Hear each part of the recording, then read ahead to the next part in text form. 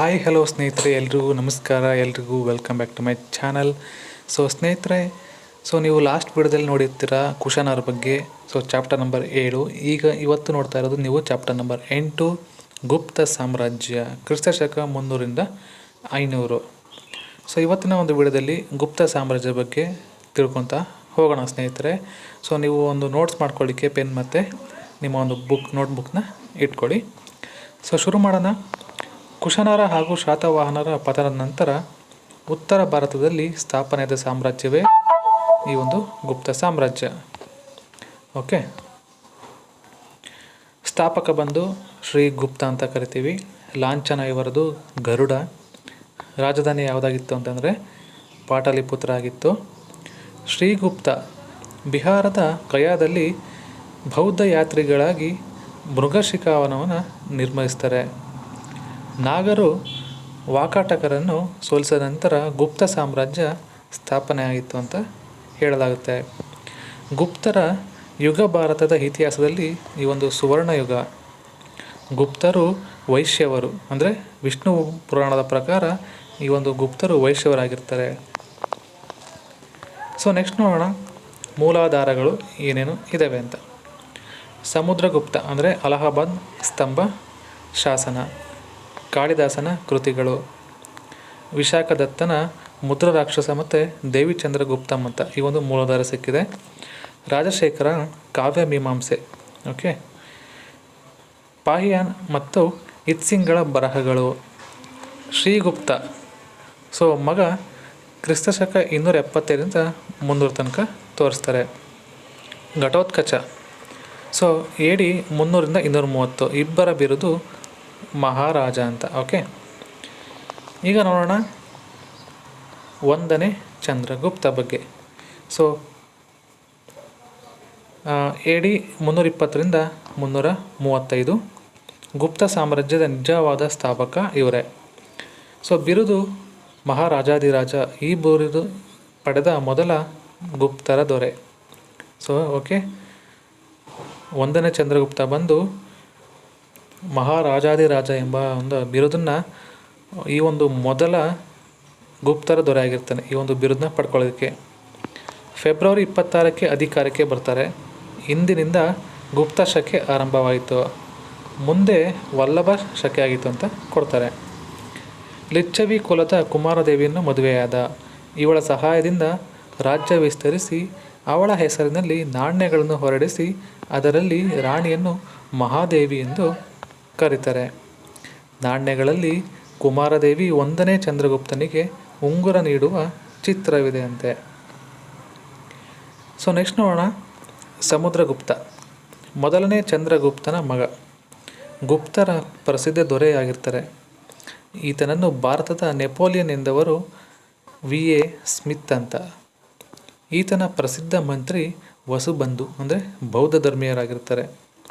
ಈತ ಹಿಂದೂ ಧರ್ಮದ ಅನುಯಾಯಿ. ದಿಗ್ವಿಜಯದ ಕುರಿತು ತಿಳಿಸುವ ಶಾಸನ ಇದೆ. ಓಕೆ, ಅಲಹಾಬಾದ್ ಸ್ತಂಭ ಶಾಸನ ಅಂದರೆ ಪ್ರಯಾಗ ಪ್ರಶಸ್ತಿ ಬಗ್ಗೆ ನೋಡ್ತಾ ಹೋಗೋಣ. ಇದನ್ನು ಹೊರಡಿಸಿದವರು ಹರಿಶೇಣ ಅಂತ ಕವಿ ಚಕ್ರವರ್ತಿ.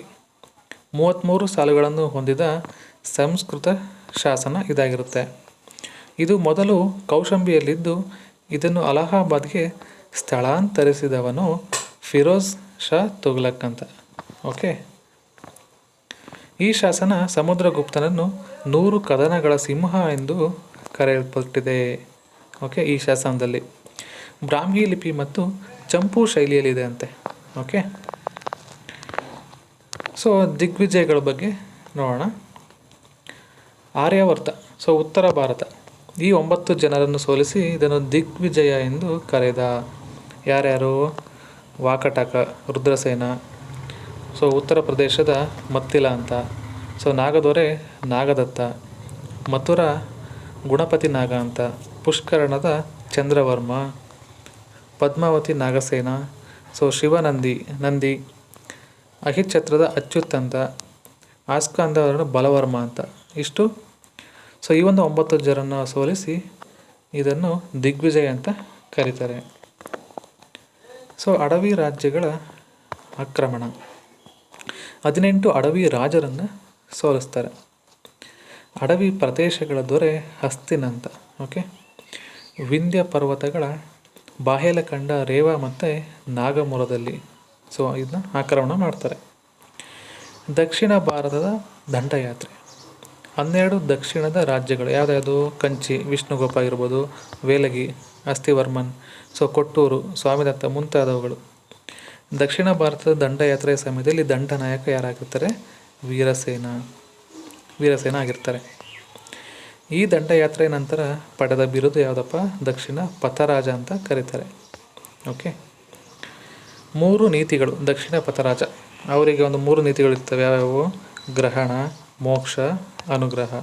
ಗ್ರಹಣ ಅಂದರೆ ರಾಜ್ಯಗಳನ್ನು ವಶಪಡಿಸಿಕೊಳ್ಳುವುದು. ಮೋಕ್ಷ ಅಂದರೆ ಕಪ್ಪ ಕಾಣಿಕೆ ಪಡೆದು ರಾಜ್ಯ ಬಿಟ್ಟು ಕೊಡುವುದು.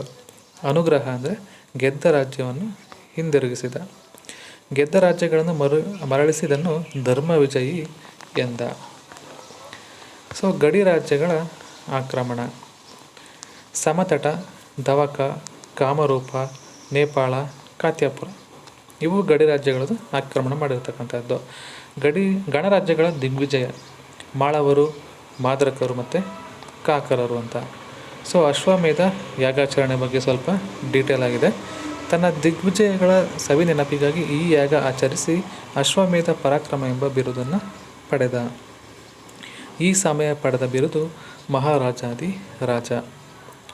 ಸಂಗೀತ ಪ್ರಿಯನಾಗಿದ್ದ, ವೀಣೆ ನುಡಿಸುವುದರಲ್ಲಿ ಪ್ರಸಿದ್ಧನಾಗಿದ್ದಂತೆ. ಈತನ ಆಸ್ಥಾನದಲ್ಲಿದ್ದ ಬೌದ್ಧ ವಿದ್ವಾಂಸರು ಅಸಂಗ ಮತ್ತು ವಸುಬಂಧು, ಈ ಇಬ್ಬರು ಬೌದ್ಧ ವಿದ್ವಾಂಸರಾಗಿರ್ತಾರೆ. ಈತನ ಆಸ್ಥಾನದಲ್ಲಿದ್ದ ಪಂಡಿತ ಯಾರಪ್ಪ ಅಂದರೆ ಹರಿಶೇಣ, ಅಂದರೆ ಕವಿ ಚಕ್ರವರ್ತಿ ಸಂಸ್ಕೃತದಲ್ಲಿತ್ತು. ಪಂಡಿತರು ಯಾರು? ಹರಿಶೇಣ. ಚಂದ್ರಗುಪ್ತನು ಒಬ್ಬ ಸಂಸ್ಕೃತ ವಿದ್ವಾಂಸನಾಗಿರ್ತಾರೆ. ಕವಿರಾಜ ಎಂಬ ಬಿರುದು ಹೊಂದಿದ್ದು ಕೃಷ್ಣ ಚರಿತೆ ಎಂಬ ನಾಟಕವನ್ನು ರಚಿಸ್ತಾರೆ. ಶ್ರೀಲಂಕಾದ ರಾಜ ಮೇಘವರ್ಮನಿಗೆ ಗಯಾದಲ್ಲಿ ಬುದ್ಧ ದೇವಾಲಯ ಕಟ್ಟಲು ಅನುಮತಿಯನ್ನು ನೀಡುತ್ತಾನೆ. ಅಶ್ವಮೇಧ ಯಾಗದ ಸಂಕೇತವಾಗಿ ಕುದುರೆ ಚಿತ್ರವಿರುವ ಬಂಗಾರದ ನಾಣ್ಯಗಳನ್ನು ಹೊರಡಿಸಿದ. ಅವನು ಜಾರಿಗೆ ತಂದ 8 ಬಂಗಾರದ ನಾಣ್ಯಗಳಲ್ಲಿ ಇದು ಒಂದು. ಬಿಲ್ಲು ಬಾಣ, ಬರ್ಚಿ, ಶಂಖ, ಹುಲಿ, ಛತ್ರಿ, ವೀಣಾಪಾಣಿ, ಧನಸ್ಸು, ಕೊಡಲಿ, ಲಕ್ಷ್ಮಿ. ಇಷ್ಟು ಬಂಗಾರದ ನಾಣ್ಯಗಳ ಬಗ್ಗೆ.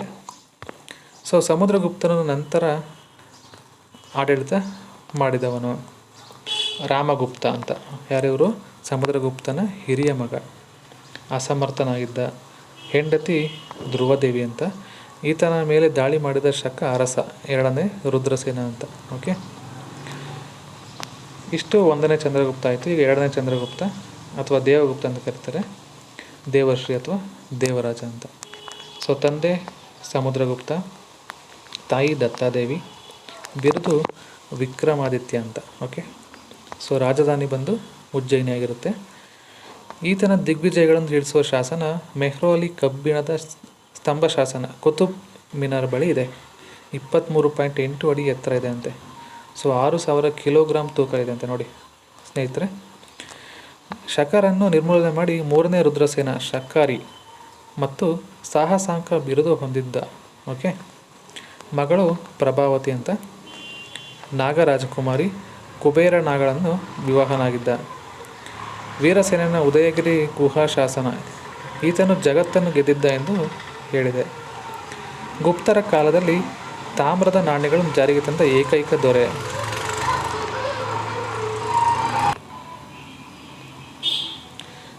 ಎರಡನೇ ಚಂದ್ರಗುಪ್ತ ಗುಪ್ತರ ಸುವರ್ಣ ಯುಗದ ಅಸ್ಥಿಭಾರಕ ಅಂತ ಹೇಳ್ತಾರೆ. ಎರಡನೇ ಚಂದ್ರಗುಪ್ತನ ಆಸ್ಥಾನದ 9 ವಿದ್ವಾಂಸರು ಅಂದರೆ ನವರತ್ನಗಳು ಯಾರಂತ ನೋಡ್ತಾ ಹೋಗೋಣ. ಫಸ್ಟ್ ಒನ್ ಕಾಳಿದಾಸ, ಅಭಿಜ್ಞಾನ ಶಾಕುಂತಲ, ವಿಕ್ರಮೋರ್ಷಿಯ, ಮೇಘದೂತ, ಕುಮಾರ ಸಂಭವ, ಮಾಳವಿಕಾಗ್ನಿ ಮಿತ್ರ. ಧನ್ವಂತರಿ, ಆಯುರ್ವೇದ ನಿಘಂಟು, ಭಾರತೀಯ ವೈದ್ಯಶಾಸ್ತ್ರದ ಪಿತಾಮಹ ಇವರು. ವರಾಹ ಮಿಹಿರ, ಬೃಹತ್ ಸಂಹಿತೆ, ಪಂಚಸಿದ್ಧಾಂತಿಕ,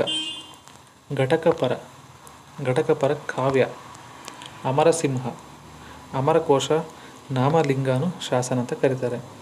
ಶಂಕು ಅಂದರೆ ಶಿಲ್ಪಶಾಸ್ತ್ರದ ಬಗ್ಗೆ. ಕ್ಷಪಣಿಕ, ಜ್ಯೋತಿಷ್ಯಶಾಸ್ತ್ರ, ವರರುಚಿ, ವ್ಯಾಕರಣ, ವೇತಾಳ ಭಟ್ಟ, ಮಂತ್ರಶಾಸ್ತ್ರ. ಸೊ ಇಷ್ಟು ಇವರ ಒಂದು ಆಸ್ಥಾನದ 9 ವಿದ್ವಾಂಸರುಗಳು. ಪಾಹಿಯಾನ್ ಭೇಟಿ 399ರಿಂದ 414 ಅಂದರೆ 2ನೇ ಚಂದ್ರಗುಪ್ತನ ಕಾಲದಲ್ಲಿ. ಬೌದ್ಧ ತತ್ವಗಳ ಅಧ್ಯಯನಕ್ಕಾಗಿ ಬಂದ ಚೀನಿ ಯಾತ್ರಿಕ. ಕೃತಿ ಪೋಕೋ ಕಿ, ಬೌದ್ಧ ರಾಜ್ಯದ ದಾಖಲೆಗಳು. ಭಾರತೀಯರು ಸಜ್ಜನರಿದ್ದರು, ಆದರೆ ಶ್ರೀಮಂತರಾಗಿದ್ದರು ಎಂದು ಕರೆದ. ಸೊ ನೋಡೋಣ ನೆಕ್ಸ್ಟು 1ನೇ ಕುಮಾರಗುಪ್ತ 414ರಿಂದ 455. 2ನೇ ಚಂದ್ರಗುಪ್ತನ ಮಗ. ಬಿರುದು ವ್ಯಾಘ್ರಬಲ ಪರಾಕ್ರಮ ಮಹೇಂದ್ರಾದಿತ್ಯ ಅಂತ. ನಲಂದಾದಲ್ಲಿ ಬೌದ್ಧ ವಿಹಾರ ಮತ್ತು ವಿಶ್ವವಿದ್ಯಾಲಯ ಸ್ಥಾಪನೆ ಮಾಡ್ತಾನೆ. ಯಾವಾಗ? ಕ್ರಿಸ್ತಶಕ 427ರಲ್ಲಿ. ಸ್ಥಾಪಕ ಯಾರು? ನರಸಿಂಹ ಗುಪ್ತ, ಕುಮಾರಗುಪ್ತನ ಮಂತ್ರಿ. ನವಿಲನ್ನು ತೀಡುತ್ತಿರುವ ಮನುಷ್ಯನ ಚಿತ್ರವಿರುವ ನಾಣ್ಯವನ್ನು ಹೊರಡಿಸ್ತಾನೆ. ಸೊ ನೆಕ್ಸ್ಟ್ ನೋಡೋಣ ಸ್ಕಂದಗುಪ್ತ 455ರಿಂದ 467. ಗುಪ್ತರ ಕೊನೆಯ ಪ್ರಬಲ ದೊರೆ.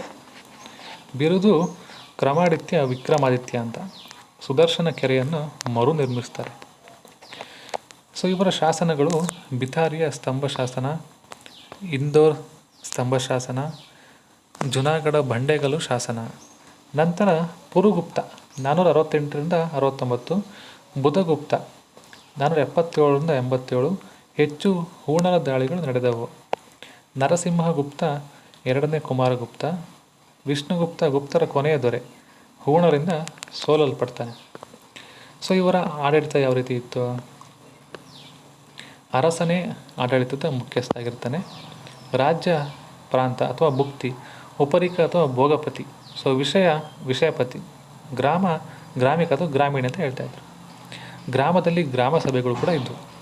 ಭೂಕಂದಾಯ ರಾಜ್ಯದ ಪ್ರಮುಖ ಆದಾಯವಾಗಿತ್ತು. ವಿಸ್ತಿ ಅಂದರೆ ಉಚಿತ ದುಡಿಮೆ ಇತ್ತು. ರಾಜಧಾನಿಯ ನ್ಯಾಯಾಲಯವನ್ನು ಕಾಳಿದಾಸ ಧರ್ಮಸ್ಥಾನ ಎಂದಿದ್ದರು. ಗುಪ್ತರು ಬ್ರಾಹ್ಮಣರಿಗೆ ಭೂದಾನವನ್ನು ನೀಡುತ್ತಿದ್ದರಂತೆ. ಭೋಗ ನಗರ ಪ್ರದೇಶದ ತೆರಿಗೆ ಅಂತ. ಗುಪ್ತರ ಆಡಳಿತ ಉದಾರಮಾನ್ಯ ಲಕ್ಷಣವನ್ನು ಹೊಂದಿತ್ತಂತೆ. ಸೈನ್ಯದಲ್ಲಿ ಕಾಲ್ದಳ, ಅಶ್ವದಳ, ಗಜದಳಗಳು ಕೂಡ ಇತ್ತಂತೆ. ಸೊ ಇವರ ಸಾಮಾಜಿಕ ಜೀವನ ಯಾವ ರೀತಿ ಇತ್ತು? ಚಾತುರ್ವರ್ಣ ವ್ಯವಸ್ಥೆ ಜಾರಿಯಲ್ಲಿತ್ತು. ಶೂದ್ರರನ್ನು ಚಂಡಾಲರು ಎನ್ನಲಾಗುತ್ತಿತ್ತು. ಸ್ತ್ರೀಯರ ಸ್ಥಾನಮಾನಗಳು ಶೂದ್ರರಿಗಿಂತ ಕಡಿಮೆ ಇದ್ವಂತೆ. ಬಾಲ್ಯ ವಿವಾಹ, ಸತಿ ಸಹಗಮನ, ದೇವದಾಸಿ ಪದ್ಧತಿ ಕೂಡ ಜಾರಿಯಲ್ಲಿತ್ತು ಅಂತ ಹೇಳಲಾಗುತ್ತೆ.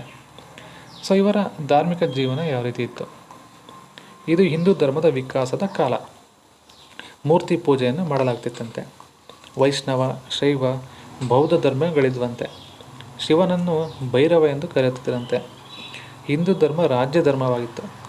ಸೊ ಇವರ ಸಾಹಿತ್ಯ ಅಂದರೆ ಸಂಸ್ಕೃತ ರಚನೆ ಆಗಿತ್ತು ಅಂತ ಹೇಳ್ತಾರೆ. ಸೊ ಮೊದಲಿಗೆ ಕಾಳಿದಾಸ ಅಂದರೆ ಅದರಲ್ಲಿ ಅವ್ರ ನಾಟಕಗಳು ಬರ್ತವೆ.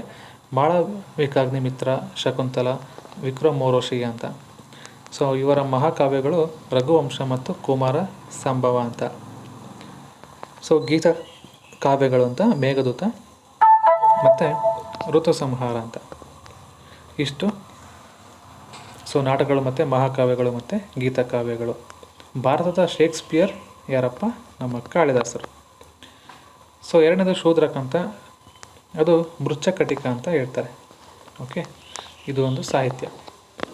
ಸೊ ಮೂರನೇದು ಭಾರವಿ ಅಂತ, ಕಿರಾತಾರ್ಜುನೀಯ ಅಂತ ಹೇಳ್ತಾರೆ. ಸೊ ದಂಡಿ, ಕಾವ್ಯದರ್ಶನ ಆ್ಯಂಡ್ ದಶಕುಮಾರ ಚರಿತ ಅಂತ ಇರುತ್ತೆ.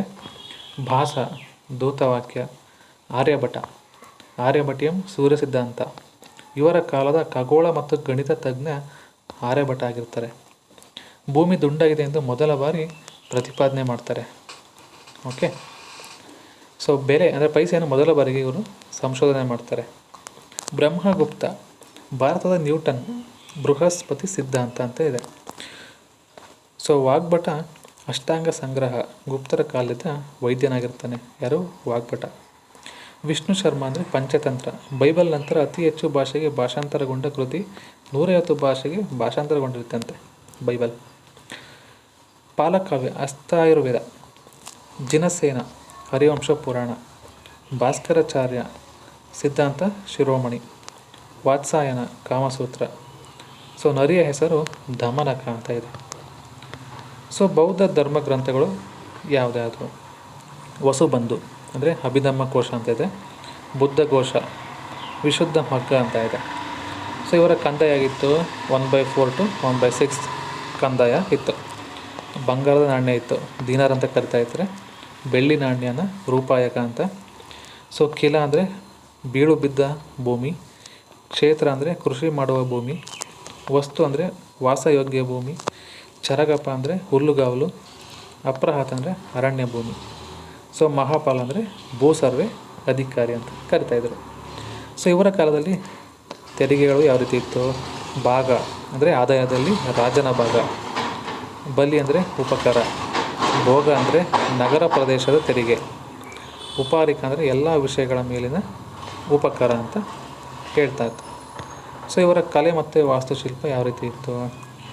ನಾಗರ ಶೈಲಿಯಲ್ಲಿ ದೇವಾಲಯಗಳ ರಚನೆ, ಚೌಕಾರದ ಅಡಿಪಾಯ, ಎತ್ತರದ ಜಗುಲಿಯ ಮೇಲೆ ದೇವಾಲಯಗಳನ್ನು ನಿರ್ಮಿಸುವುದು, ಗರ್ಭಗುಡಿಯ ಸುತ್ತ ಪ್ರದಕ್ಷಿಣಾ ಪಥ ನಿರ್ಮಾಣ ಮಾಡ್ತಾಯಿದ್ರು, ಗರ್ಭಗುಡಿಯ ಹೊರಮು ಕಲಾವಂತಿಕೆಯ ಮೂಲಕ ಸಿಂಗರಿಸುವುದು.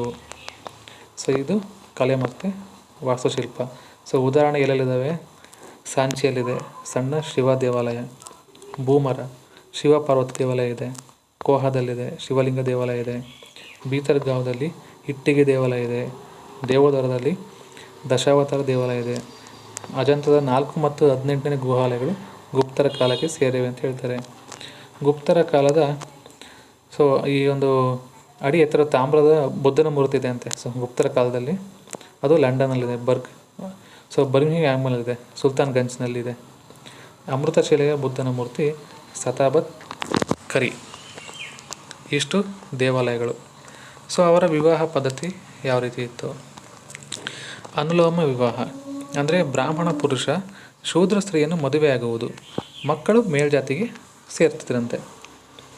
ಪ್ರತಿಲೋಮ ವಿವಾಹ, ಬ್ರಾಹ್ಮಣ ಸ್ತ್ರೀ ಶಕ್ತಿ ಅಥವಾ ಶೂದ್ರ ಪುರುಷನನ್ನು ವಿವಾಹವಾಗುವುದು, ಮಕ್ಕಳು ಚಂಡಾಲ ವರ್ಗಕ್ಕೆ ಸೇರ್ತಿದ್ರಂತೆ.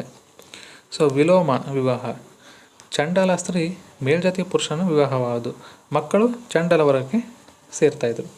ಇದು ಇವರ ವಿವಾಹ ಪದ್ಧತಿ. ಸೊ ಸಮುದ್ರಗುಪ್ತನ ಶಾಸನಗಳು ನೋಡ್ತಾ ಹೋಗೋಣ. ಗಯಾ ತಾಮ್ರ ಪಟ ಶಾಸನ, ಗಯಾ ಕಾಪರ್ ಪ್ಲೇಟ್ ಇನ್ಸ್ಕ್ರಿಪ್ಷನ್ ಅಂತ ಕರೀತಾರೆ. ನಲಂದ ತಾಮ್ರ ಪಟ ಶಾಸನ, ಇರಾನ್ ಕಲ್ಲಿನ ಸ್ತಂಭ ಶಾಸನ. ಸೊ ಗುಪ್ತರ ಕಾಲದ ಮಿಲಿಟರಿ ಕ್ಯಾಂಪ್ ಸ್ಕಂದವಾರ ಅಂತ ಕರಿತಾಯಿದ್ರು. ಗುಪ್ತರ ಕಾಲದ 42 ಶಾಸನಗಳು ದೊರೆತಿವೆ ಅಂತೆ. ನಗರಾಡಳಿತದ ಮುಖ್ಯಸ್ಥ ನಗರಪತಿ ಅಂತ ಕರಿತಾಯಿದ್ರು. ಇವರ ಕಾಲದಲ್ಲಿ ಸಾಲ ನೀಡುವವರು ಮಗ. ಸೊ ಸಾಲದ ಮೇಲಿದ ಬಡ್ಡಿ ದರ ಕೂಡ ಇತ್ತಂತೆ 15. ಇವರ ಕಾಲದ ಉತ್ತರದೆಲ್ಲ ಬಂದರು ತಾಮ್ರಲಿಪ್ತಿ. ಇವರ ಕಾಲದ ಜವಳಿ ಕೇಂದ್ರ ಸೂರತ್. ಬೌದ್ಧ ಪಂಡಿತರು ದಿಗ್ನಾಗ, ಅಸಂಗ, ವಸುಬಂಧು. ಗುಪ್ತರ ಕುರಿತು ಹೇಳುವ ಪುರಾಣಗಳು ಯಾವುವು ಅಂದರೆ ವಿಷ್ಣು, ಭಾಗವತ, ಸ್ಕಂದ, ಬ್ರಹ್ಮ ಮತ್ತು ವಾಯುಪುರಾಣದಲ್ಲಿ ಹೇಳ್ತಾರೆ.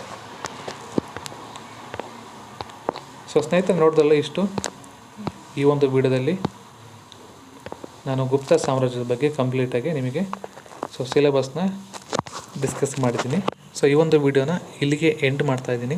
ನಿಮಗೆಲ್ಲ ಇಷ್ಟ ಆಗಿದೆ ಅನ್ಕೋತೀನಿ ಸ್ನೇಹಿತರೆ. ಸೊ ಇಷ್ಟ ಆಗಿದ್ದರೆ ಈ ಒಂದು ಟಾಪಿಕ್ ನಿಮಗೆ ಯೂಸ್ಫುಲ್ ಆಗಿದ್ರೆ ನಿಮ್ಮ ಫ್ರೆಂಡ್ಸ್ ಮತ್ತು ಯಾರೆಲ್ಲ ಎಕ್ಸಾಮಿನೇಷನ್ಸ್ಗೆ ಪ್ರಿಪೇರ್ ಆಗ್ತಾಯಿದ್ರೆ ಅವರಿಗೆಲ್ಲ ಶೇರ್ ಮಾಡಿ, ಅವರಿಗೂ ಕೂಡ ಹೆಲ್ಪ್ ಆಗಲಿ ಅಂತ ಹೇಳ್ತಾ, ಸೊ ಸಬ್ಸ್ಕ್ರೈಬ್ ಮಾಡೋದು ಮಾತ್ರ ಮರಿಬೇಡಿ. ಎಲ್ರಿಗೂ ಧನ್ಯವಾದಗಳು.